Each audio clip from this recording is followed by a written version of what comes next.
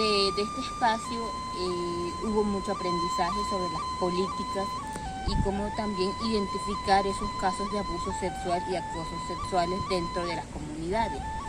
Como defensora de derechos humanos es importante ir concientizando a las personas y como también como nosotros como organizadores vamos como que articulando este proceso y también creando esa política que aporte a la identificación y al no abuso sexual. El tema me pareció muy bien, primero que todo por la vulneración de las mujeres, que hay que saber que las mujeres también tienen derechos y hay que buscar la forma de que se respeten, más que todo.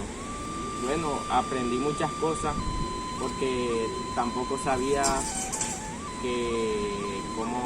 cómo se podía tratar esos casos.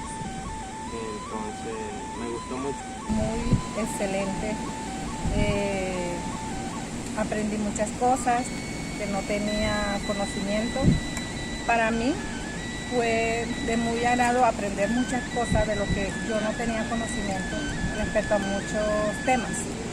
Respecto a la sexualidad o del programa que yo trabajo, tiene que ver con jóvenes y niños, que es Servicios Amigables. Ese programa o esa capacitación que vimos hoy me sirvió para capacitarme más, para poder decirles o dirigirme a los jóvenes.